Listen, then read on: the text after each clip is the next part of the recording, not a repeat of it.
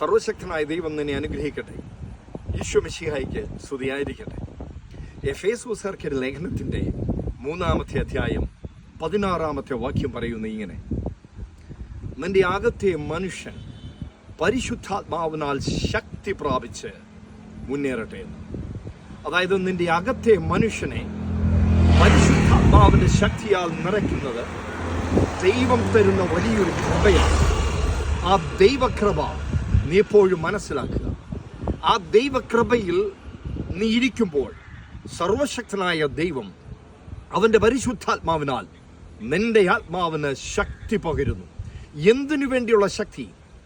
അത്ഭുതങ്ങൾ സൃഷ്ടിക്കാനുള്ള ശക്തി, സമാധാനം വരുത്തുവാനുള്ള ശക്തി, സ്വർഗീയ ഇടപെടലുകൾ ഉണ്ടാകുവാനുള്ള ശക്തി, ദൈവത്തിൻ്റെ ദൂതന്മാരെ ഇറക്കുവാനുള്ള ശക്തി, അത്ഭുത സിദ്ധിയുള്ള ശക്തി, ഒരു യേശുക്രിസ്തുവിൻ്റെ ഉയർപ്പിൻ്റെ ശക്തി, നിന്റെ ആത്മാവിനെ ബലപ്പെടുത്തുന്ന പരിശുദ്ധാത്മാവിൻ്റെ ശക്തിയാൽ നീ മുന്നേറുക.